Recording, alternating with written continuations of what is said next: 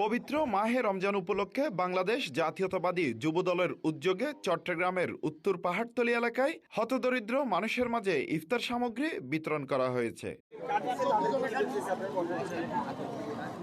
সমাজের সুবিধাবঞ্চিত মানুষের পাশে দাঁড়ানোর লক্ষ্যে আয়োজিত এই কার্যক্রমে সভাপতিত্ব করেন আকবরশাহ থানা যুবদলের সাবেক সিনিয়র যুগ্ম আহ্বায়ক খালেদ সাইফুল্লাহ এবং সঞ্চালনা করেন ৯ নম্বর উত্তর পাহাড়তলী থানা যুবদলের সাবেক আহ্বায়ক মোহাম্মদ ইউনুস।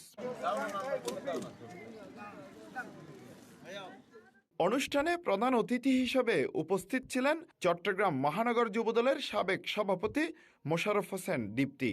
এ সময় তিনি বলেন, সামাজিক কর্মী হিসাবে প্রতি বছরেই এই আয়োজন আমাদের থাকে। ছোট্ট পরিসরে আমাদের এখানকার নেতাকর্মীরা সাধারণ মানুষের মাঝে ইফতার সামগ্রী বিতরণ করেন, শীতকালে কম্বল বিতরণ করেন। আমরা করোনার সময়ও শত প্রতিকূলতার মধ্যেও মানুষের সাথে কাজ করার চেষ্টা করেছি।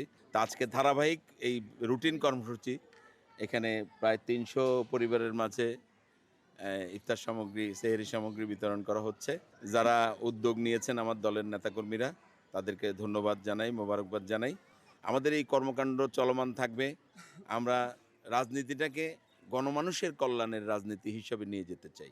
যুবদল নেতৃবৃন্দের আয়োজনে অনুষ্ঠানটিতে আরও উপস্থিত ছিলেন আকবরশাহ থানা বিএনপির সাবেক সহসভাপতি জামাল উদ্দিন, ৯ নম্বর উত্তর পাহাড়তলী ওয়ার্ড বিএনপির যুগ্ম আহ্বায়ক মীর মোহাম্মদ জাহাঙ্গীর, আকবরশাহ থানা যুবদলের সাবেক সিনিয়র যুগ্ম আহ্বায়ক খালেদ সাইফুল্লাহ, ৯ নম্বর উত্তর পাহাড়তলী থানা যুবদলের সাবেক আহ্বায়ক মোহাম্মদ ইউনুস, ওয়ার্ড যুবদলের সাবেক যুগ্ম আহ্বায়ক শাহাদাত হোসেন, শামীম আহমেদ, জহিরুল ইসলাম লিটন সহ আব্দুল করিম শাহিন, মাইনুদ্দিন রুবেল, নুরুদ্দিন নাইম সহ নেতৃবৃন্দরা। CTG post, Chittagong.